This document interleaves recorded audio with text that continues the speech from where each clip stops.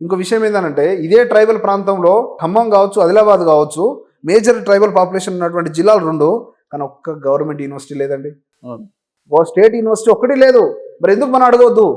ఒక యూనివర్సిటీ మనకు ఎందుకు రావద్దు? మన ప్రాంతంలో మన దగ్గర ఎందుకు గవర్నమెంట్ డిగ్రీ కాలేజీలు ఉండదు, గురుకులాలు ఉండదు, ఇవాళ ఏకలవ్య పాఠశాల ఉండదు, నవోదయాలు ఎందుకు ఉండదు, ఇవాళ మనకెందుకు స్కూల్స్ ఉండొద్దు, మనకెందుకు ప్రైమరీ హెల్త్ సెంటర్?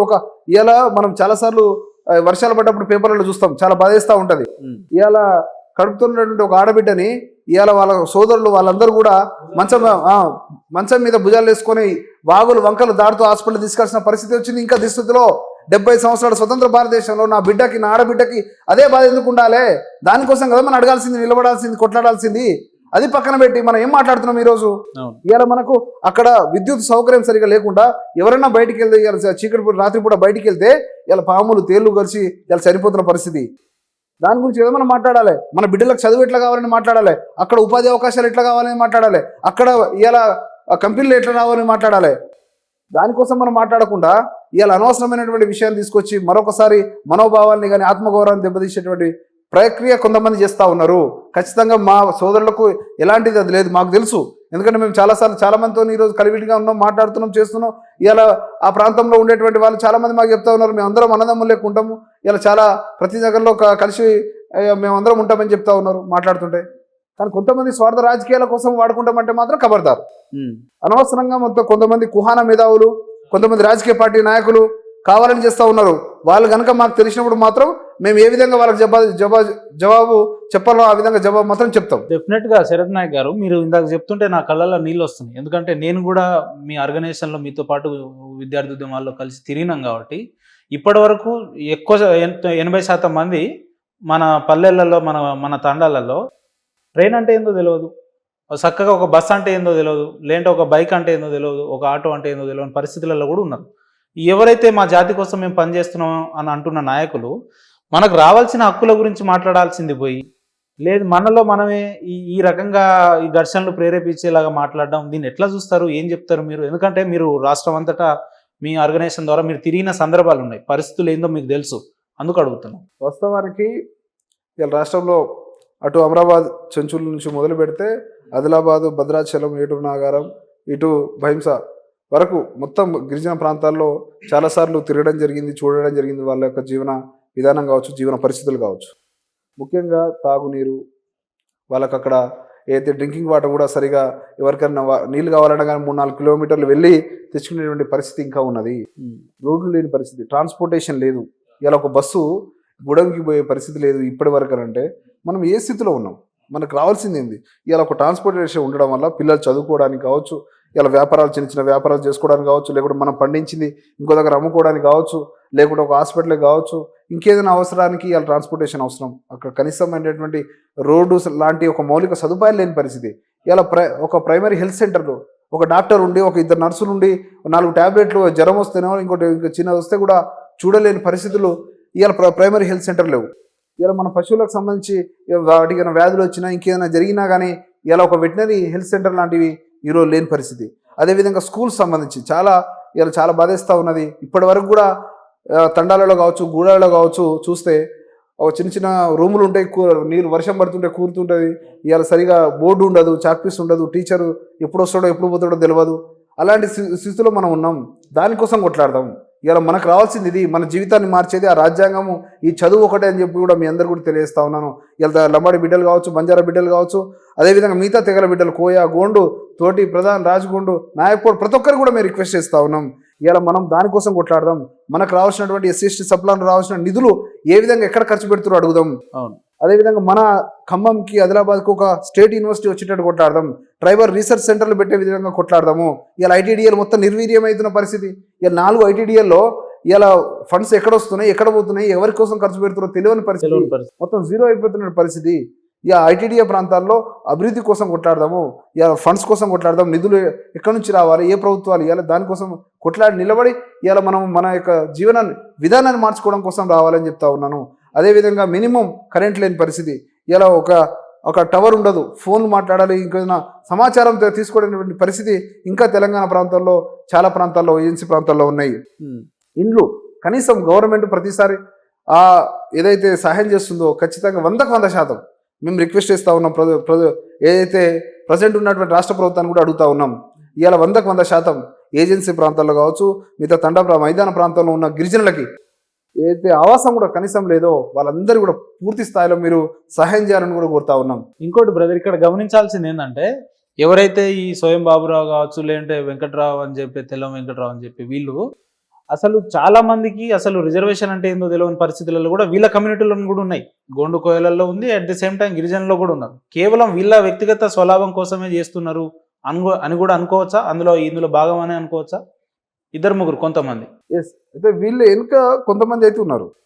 సో వాళ్ళు అరే వీళ్ళు ఇంకా అదే ఎట్లనే ఉండాలని ఒక దుర్బుద్ధితో ఉన్నటువంటి వాళ్ళు కొంతమంది ఉన్నారు. కాబట్టి మేము కోరుతా ఉన్నాం, వాళ్ళు అలాంటి వాటిని మనం అర్థం చేసుకోవాలి. ఆ కుట్రల్ని మనం అర్థం చేసుకుంటేనే ఈ రోజు మన సమాజంలోకి వస్తుంది. అంటే వీళ్ళు కుట్రలు చేస్తే వాళ్ళకి వచ్చే లాభం ఏందంటున్నా? మీకు చెప్పినా కదా, గోదావరి పరివాహక ప్రాంతంలో ఉన్నటువంటి సహజ వనరులు కొంతమంది కండ్లు పడ్డాయి, కార్పొరేట్లు అయ్యి. సో ఆ డిస్టర్బెన్స్ అక్కడ ఉన్నటువంటి లంబాడీలు ప్రతిసారి అక్కడ అడ్డుకుంటూ చేస్తారు. కాబట్టి ఈ ఒక డిస్టర్బెన్స్ క్రియేట్ చేయాలి. సో దానికోసం చేస్తూ ఉన్నారు. సో మేమేమంటున్నాము, అది మన అడవి, మనం ఇన్ని సంవత్సరాలుగా 100,000 సంవత్సరాలు దాన్ని కాపాడుతూ ఉన్నాం. కొంతమంది దాని మీద కన్నేస్తూ ఉన్నారు. దాన్ని మనం అర్థం చేసుకోవాలి. మనకు రావాల్సినటువంటి అభివృద్ధి కోసం మనం కొట్లాడదామని చెప్పి మేము చెప్తా ఉన్నాం. దాన్ని అర్థం చేసుకోవాలి. సో ప్రతిసారి ఇలాంటి రావడం వల్ల చాలా మంది ఇబ్బంది పడతా ఉన్నారు. దయచేసి మా గిరిజన మిగతా తెగల ఆదివాసులకు ప్రతి ఒక్కరు కూడా దండం పెట్టి చెప్తున్నాం, ఇలాంటి వాటికి ఇంకోసారి మనం జరగకుండా మనం సామరస్యంగా ఉందాం, కలిసి ఉందాం, శాంతియుతంగా ఉందాం, రాజ్యాంగపరంగా రావాల్సినటువంటి హక్కుల కోసం కొట్టాడదాం తప్ప ఇలా అనవసరమైనటువంటి రాజకీయాలకు మనం బలి కావద్దని కూడా కోరుతా ఉన్నాం. మనం చదువుకుందాం, పోటీ పడదాం. ఈ పోటీ ప్రపంచంలో మనం చదువు ఒక్కటే మార్గం కాబట్టి మనం కూడా కంపెనీలు పెట్టే స్థాయికి రావాలి. మన చదువుతోనే సాధ్యం కాబట్టి ఆ రకంగా మనం ముందుకెళ్ళి మనకు రావాల్సిన దానికోసం కొట్టాడడం. అదేవిధంగా ఏ అయితే అభివృద్ధి ఫలాలు ఉన్నాయో, పథకాలు ఉన్నాయో మనకు ఎట్లా రావాలి, ఈ రాష్ట్ర ప్రభుత్వం నుంచి కావచ్చు, కేంద్ర ప్రభుత్వాల నుంచి కావచ్చు, దానికోసం మనం కొట్లాడి మనం సాధించుకుందామని తెలియజేస్తా ఉన్నాం. అంటే ఇప్పుడు తప్పిదాలు ఎక్కడున్నాయంటారు శరత్ గారు? ఇప్పుడు 76 ఏళ్ల స్వతంత్ర దేశంలో ఇంకా గూడాల్లానే ఉన్నాయి, తాండాల్లానే ఉన్నాయి, చెంచుగూడాల్లానే ఉన్నాయి. అంటే ఇప్పటి వరకు మనకు అసలు ప్రభుత్వాలు ఏందో తెలియదు, పథకాలు ఏందో తెలియదు, ప్రభుత్వాలలో మన వ్యక్తులు లేరు అని అంటే, ఇంకా ఈ గిరిజన కోయ గోండు జాతులను మనం ఎట్లా అభివృద్ధి చేసే దిశగా పోవాలి, భవిష్యత్ కార్యాచరణలు ఎట్లా తీసుకుంటే ఈ 2 కులాలు కలిసి ఉంటే ఎట్లా బాగుంటుంది? వాస్తవానికి ఈ రకంగా ఈ 79 సంవత్సరాల భారతదేశంలో ఈ స్థితి రావడానికి కారణము రాజకీయ పార్టీ నాయకులు, ఏదైతే అధికారంలో ఉన్నటువంటి పార్టీలు మాత్రం వాళ్ళ స్వలాభం కోసం చేసుకున్నారు. వాళ్ళు మనం ఓటు బ్యాంక్ గానే చూస్తారు. మనం ఓట్లు వేయాలి, మనకు ఒక 500 ఇస్తానో, 1000 రూపాయలు ఇస్తానో, చీప్ లిక్కర్ ఇస్తానో, మనతోనే ఓటు వేయించుకుంటారు. తర్వాత వాళ్ళకి నచ్చింది వాళ్ళు చేస్తారు.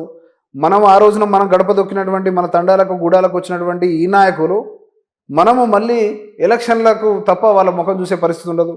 మనం ఎవరికి ఫోన్ చేయలేం. మన ఏ సమస్య వచ్చినా అధికారులు స్పందిస్తారేమో కానీ రాజకీయ పార్టీ నాయకులు ఎవరు కూడా స్పందించే పరిస్థితి ఉండదు. సో అలాంటి రాజకీయ పరిస్థితుల్లో మనం ఉన్నాం కాబట్టి ఈ రాజకీయాలను కూడా మనం అర్థం చేసుకోవాలి. ఈ రాజకీయాన్ని అర్థం చేసుకొని ఎవరి కోసం చేస్తున్నారు, ఎట్లా చేస్తున్నారు, ఈ కుట్రల్ని మనం ఛేదించాలి. అది దానికి మనకు ఏదైతే మినిమం తండాల్లో గూడాల్లో బాగుపడాలంటే మినిమం ఇన్ఫ్రాస్ట్రక్చర్ని డెవలప్ చేసుకునేటట్టు మొట్టమొదటిగా మనం ప్రణాళికలు వేసుకొని మనం వాటి కోసం కొట్టాల్సినటువంటి అవసరం ఉందని తెలియజేస్తా ఉన్నాను.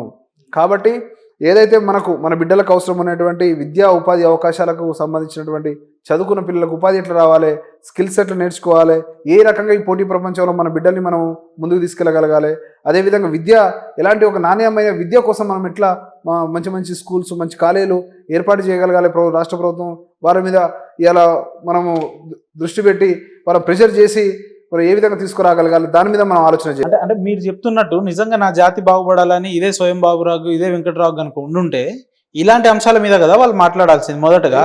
దీన్ని పక్కన పెట్టేసి లేనిపోయిన అంశాన్ని ముందుకు తీసుకొస్తున్నారు అంటే మరి వీళ్ళకి తెలివి లేదా, లేదంటే వీళ్ళని నడిపించేటోళ్ళు వేరేనా, వీళ్ళు దేనికోసం పనిచేస్తున్నట్టు? మరి వాళ్ళకి తెలుసు, వాళ్ళు కూడా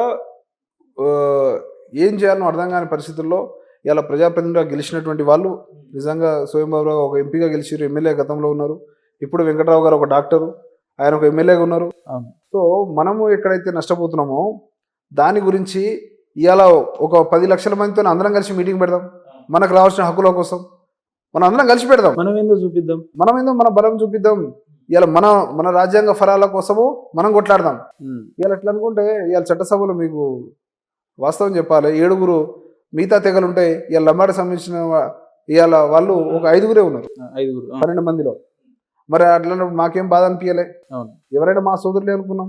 ఇవాళ మేము కూడా సీతక్క దగ్గర పోతున్నాము, అదేవిధంగా మిగతా వాళ్ళ దగ్గర ప్రజాప్రతినిధుల దగ్గర పోతున్నాం, మనకు రావాల్సిన దానికి గురించి అడుగుతున్నాం. వీళ్ళ అభివృద్ధికి గిరిజనులు ఎక్కడ అడ్డం కాదని చెప్తా నేను. ఎందుకంటే ఉదాహరణకు ఇప్పుడు మీరు విద్యార్థి నాయకులుగా ఉన్నారు, మీరు కూడా గతంలో కాంపిటీషన్ ప్రిపేర్ అయిన వాళ్ళే కాబట్టి మనకు తెలుసు. ఏం తెలుసు అంటే ఏజెన్సీ ప్రాంతాలలో ఉన్న విద్యార్థులకు సపరేట్ రూల్ ఉంటుంది. మనకు 100 మార్కులకు మనకు 70 వచ్చినా మేబీ జాబ్ రాకపోవచ్చు, వాళ్ళకు 50 వచ్చినా వస్తాయి. అంటే వాళ్ళ అభివృద్ధికి ఎక్కడ గిరిజనులు అడ్డుకట్ట కాదనేది స్పష్టంగా తెలిసిపోతుంది కదా. ఇందాక మీరే అన్నారు ఎమ్మెల్యేలలో 12 మందిలో దాదాపు వాళ్ళే ఉన్నారు, 7 వాళ్ళే ఉన్నారు. ఇంకెక్కడ మనం ఇక గిరిజనులు బాగుపడ్డది ఎక్కడ, వాళ్ళ అభివృద్ధి చెందింది ఎక్కడ? సో అదే ఇప్పుడు మేజర్ పాపులేషన్ ఒకటి కనబడడం వల్ల, ఏదో 4 ఉద్యోగాలు చేయడం వల్ల ఇలా మన పేర్లతో మనం ఈజీగా ఐడెంటిఫైడ్ అవుతుంది. ఈ జాతి ఇవాళ ఒక సక్రామ్, ఒక భోజ్య నాయకు, ఇంకో పీక్ల నాయకు అని ఇంకో పేర్లతో ఈజీగా తెలిసేయడం ప్రాంతం. సో ఎక్కడైనా మన వాళ్ళు చిన్న జాబ్లో ఇలా అటెండర్లు, కానిస్టేబుల్, ఎస్ఐలు చేయడానికి కనిపిస్తే ఇలా మొత్తం ఏదో మనమే కనబడుతున్నట్టు ఒక దుష్ప్రచారం చేస్తూ ఉన్నారు. అదే మనం మాట్లాడాలి. ఇలా మేము ఉన్నటువంటి పాపులేషన్కి బయటకు వచ్చింది 1%, ఇంకా 6-7% ఇంకా తండాలనే ఉన్నారు. దాని గురించి ఇలా ఎవరు ఆలోచన చేస్తలేరు. ఇదే హైదరాబాద్ లో ఆటోలు నడుపుతున్న వాళ్ళు ఉన్నారు, కూలీ పనికి ఆటోలు, అడ్డ కూలీలు, ఇవాళ ఊబర్లు, ఓలాలు, వాళ్ళంతా చేసి ఇవాళ ఫంక్షన్ హాల్లో ఇవాళ అన్నం పెట్టాలన్నా, తిన్నటువంటి ప్లేట్లను తీయాలన్నా గానీ ఇవాళ మొత్తం క్యాటరింగ్ లో అదే స్థాయిలో ఉన్నాం మనం. కష్టపడి బతకాలి, ఎవరి మోసం చేయొద్దు, రెగ్గల కష్టం మీద మనం కష్టపడాలి. ఆ రూపాయితోని ఇవాళ మనం బతకాలి, మన పిల్లలకు చదువు చెప్పించుకోవాలి, 3 పూటలు తినాలని కాయ కష్టం చేస్తున్నటువంటి జాతి. ఎందుకు ప్రతిసారి ఈ విధంగా కుట్రలు చేస్తా ఉన్నారో అర్థం కావట్లేదు. సో ఈ యొక్క దాంతోనే ఏదైతే సుప్రీంకోర్టు రేపే హీరింగ్ ఉన్నది, ఆ హీరింగ్ లో స్టేట్ గవర్నమెంట్ మన కాంగ్రెస్ పార్టీ సంబంధించినటువంటి ప్రజాప్రతినిధులు ఆల్రెడీ సీఎం గారి దృష్టికి తీసుకెళ్లారు. రాష్ట్ర ప్రభుత్వం ఏం చేస్తుంది మేము కూడా వేచి చూస్తూ ఉన్నాం. ఖచ్చితంగా ఏదైతే చట్ట ప్రకారం ఆ రోజున రాష్ట్రపతి గెజిటు, ఆ రోజున లోక్సభ, రాజ్యసభలో మినిమం మెజార్టీతోనే ఇవాళ వచ్చినటువంటి యాక్ట్ అది.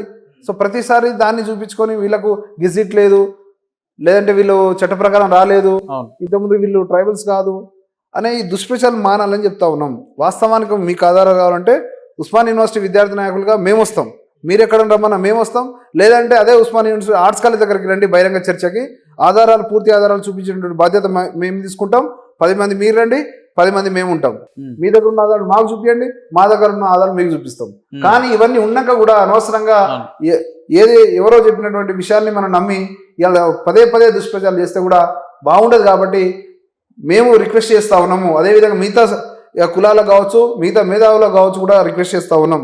మీకు వాస్తవాలు తెలియకపోతే తెలుసుకోండి, కానీ పదే ఆ యొక్క అబద్ధాన్ని మళ్ళీ చెప్పకూడదు అనేది ఈ సమాజానికి మా యొక్క సిగ్నేచర్ స్టూడియో ద్వారా ఇలా సమాజాన్ని రిక్వెస్ట్ చేస్తాం. గిరిజన సంఘ రాష్ట్ర అధ్యక్షులుగా మీరు చెప్పండి, ఇప్పుడు ఈ జరిగే పోరాటంలో ఏదైతే గిరిజనుల మీద జరుగుతున్న విష ప్రచారంలో భాగంగా ఇప్పుడు అధికారంలో ఉన్న కాంగ్రెస్ పార్టీ గిరిజనులకు అండగా నిలబడతానే భావన మీలో ఉందా? ఆ నమ్మకం ఉందా? ఖచ్చితంగా ఉన్నది. ఎందుకనంటే వాస్తవానికి మరి అంటే వీళ్ళకి అన్యాయం జరిగింది కాబట్టి 56 నుంచి 76 వరకు 20 సంవత్సరాలు అన్యాయం జరిగింది ఈ ప్రాంతంలో ఉన్నటువంటి లంబాడి బంజారాలకని ఆ రోజున శ్రీమతి ఇందిరాగాంధీ గారు, దివంగత ప్రధానమంత్రి, ఆ రోజున ఆలోచన చేసే మరి ఇక్కడ 20 సంవత్సరాలు పోరాటం చేసినటువంటి దాన్ని గుర్తించి నిజంగా వీళ్ళు నష్టపోయారు. ఒకటే 23 జిల్లాల్లో 13 జిల్లాల్లో ఒక రిజర్వేషన్లో 10 జిల్లాలు ఇంకొకరి దగ్గర ఉండడం ఇది కరెక్ట్ కాదని వాళ్ళు కూడా గ్రహించే చందా కమిషన్ అని వేసి ఆ రిపోర్ట్ ద్వారా ఒక నేతృత్వంలో వేసినటువంటి కమిటీ రిపోర్ట్ ఇచ్చిన తర్వాత ఏరియా రిమూవల్ రిస్ట్రిక్షన్ యాక్ట్ 108/1976 ద్వారా ఆ రోజున ఇక్కడ 10 జిల్లాల్లో ఉన్నటువంటి వాళ్ళు కూడా అదే జాతి, ఒకే సంస్కృతి, ఒకే సాంప్రదాయం, ఒకే భాష, ఒకే వేషం ఉన్నటువంటి వీళ్ళు కూడా ట్రైబ్స్కే అని చెప్పి ఆ రోజున చట్టం చేసి ఆ రోజు 76 నుంచి మాకు రిజర్వేషన్ అనేది మళ్ళీ ఫలాలు తీసుకోవడం జరిగింది. మేము ఎవరిది తింటలేం. ఇవాళ అంబేద్కర్ గారు రాసినటువంటి రాజ్యాంగం ద్వారా మాకు వచ్చినటువంటి హక్కుల్ని మాత్రమే ఇవాళ అన్ని పూర్తి స్థాయిలో రాలేదని మళ్ళీ కొట్లాడుతున్నాం తప్ప ఇవాళ మేము ఎవరిది ఏం తింటలేం. ఇది మీ అనవసరంగా కొంతమంది వేరే ఆలోచనలతో చేస్తే వాళ్ళు చేస్తుండొచ్చు రాజకీయ ప్రయోజనాల కోసం, కానీ వాస్తవాలు చూసిన వాళ్ళకి తెలుస్తుంది. ఇంకా దేవరకొండ లాంటి ప్రాంతంలో ఆడబిడ్డలు అమ్ముకునేటువంటి దుస్థితిలో ఇవాళ ఈ సమాజం ఉందనంటే ఇవాళ మరి ఎందుకోసం ఈ కుట్రలు చేస్తా ఉన్నారో కూడా అర్థం కాని పరిస్థితి ఉన్నది. కాబట్టి దయచేసి మేము చెప్తా ఉన్నాం, సిగ్నేచర్ స్టూడియో ద్వారా వీక్షకులకి, ప్రేక్షకులందరూ కూడా సమాజాన్ని రిక్వెస్ట్ చేస్తా ఉన్నాం, అనవసరమైనటువంటి ఈ యొక్క ఈ విద్వేషాలని రెచ్చగొట్టేటువంటి కొంతమంది చేస్తున్నారు. ఖచ్చితంగా దీన్ని మానాలే. వాస్తవానికి సుప్రీంకోర్టులో తెలుసుకుంటాం. ఇలా కోర్టు ద్వారానే న్యాయం జరుగుతుంది. భారత పార్లమెంటరీ వ్యవస్థ ద్వారా మేము వచ్చిన తప్ప ఇవాళ ఎవరి భిక్ష కాదు. కాబట్టి పదే పదే ఇవాళ తీసుకున్నారు, ఇంకోటి తీసుకుందంటే ఎవరు తీసుకోలేదు. ఇంకోటి చెప్తా ఉన్నాం ఆదివాసీ మిత్రులకి, అదేవిధంగా మిగతా తెగలకి, ఏదైతే మీరు అన్నట్టు వలసవాదులు ఉన్నారో ఇలా కర్ణాటక నుంచి కావచ్చు, మహారాష్ట్ర నుంచి కావచ్చు, మిగతా ప్రాంతాల నుంచి వచ్చేటువంటి వాళ్ళకి ఇలా మేము కూడా వ్యతిరేకం. ఎందుకనంటే ఇదే ప్రాంతంలో మనం ఉన్నాం. మన రిజర్వేషన్ని ఇంకోటి వచ్చి తీసుకొని పోయి మన అవకాశాన్ని ఇంకోటి వచ్చి తీసుకోబోతున్నాడంటే ఖచ్చితంగా దాన్ని వ్యతిరేకిద్దాం. దాని మీద పోరాడదాం. ఇవాళ అక్కడ ఉన్న కలెక్టర్లు కావచ్చు, అక్కడ ఉన్న అధికారులు కావచ్చు, అందరం వెళ్ళి ఇవాళ మన రిప్రజెంటేషన్లు ఇద్దాం. ఇవాళ ఎవరైనా అలాంటి వాళ్ళు కనబడితే వాళ్ళకి మళ్ళీ ఎక్కడి నుంచి వచ్చారో అక్కడ పంపించేటువంటి కార్యక్రమం మనం చేద్దాం. మన రిజర్వేషన్ మనం కాపాడుకుందాం. ఉన్న దాంట్లో అందరము ఇలా అవకాశాలను తీసుకొని ముందుకెళ్దాము. దాని ఆ పోటీ ప్రపంచంలో ఉన్నటువంటి దాంట్లో అక్కడ పోటీ పడి మనం ముందుకెళ్దాము. మనకు రావాల్సినటువంటి పథకాల విషయంలో కావచ్చు, నిధుల విషయంలో కావచ్చు, ఇవాళ హక్కుల విషయంలో కావచ్చు, కలిసి కొట్లాడదాము. కలిసి ఉంటే కలదుసుకోమని పెద్దలు ఉన్నారు. ఇలా అనవసరంగా విడిపోతే పడిపోతామన్నారు. సో మనం విడిపోతే మనం పడిపోతాం. ఇంకోటి ఇలా సంతోషపడుతుండొచ్చు కావచ్చు. ఈ రెండు కులాలని విచ్ఛిన్నం చేసి వాళ్ళ ఆర్థికంగా లాభపడమే కదా కార్పొరేట్ శక్తులు చేసే ప్రయత్నంలో భాగమే అంటారు.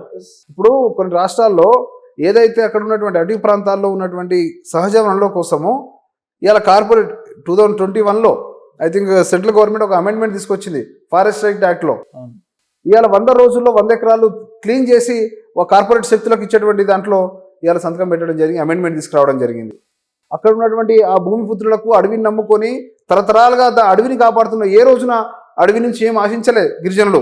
కేవలం అక్కడ పండేటువంటి వాళ్ళే పోడు వ్యవసాయం చేసుకుని ఎంతో కొంత కుటుంబాన్ని నడిపించుకునేటువంటి అలాంటి వ్యవసాయం చేసేది తప్ప ఎక్కడ వ్యాపారాలు చేయలేదు, లేకుంటే ఎవరిని దోచుకోలేదు, లేకుంటే ఇంకోటి చేయలేదు. అడవిని కాపాడినటువంటి గిరిజనుల్ని ఇలా అడవి నుంచి పంపించేటువంటి కుట్ర చేస్తున్నారు. దాన్ని మనం పసిగట్టాలి. అడవి మనది, అడవి బిడ్డలం మనం. కాబట్టి అలాంటి వాస్తవాన్ని మనం గ్రహించి మన అడవిని మనం కాపాడుకోవాలి, మన వనరులను మనం కాపాడుకోవాలి అనే అంశం మీద కూడా ఒకసారి ఇదంతా ఎందుకు జరుగుతున్నది ఏందని మీరు కూడా ఒకసారి మేధోమథనం చేయండి. అనవసరంగా మనము ఇలా కొట్టుకోవడం వల్ల ఇంకొకరికి అవకాశం ఇచ్చినట్టు అవుతుంది. కాబట్టి దయచేసి ఆ సమాజం కూడా ఆలోచన చేయాలని మీ ద్వారా కోరుకుంటా ఉన్నాను.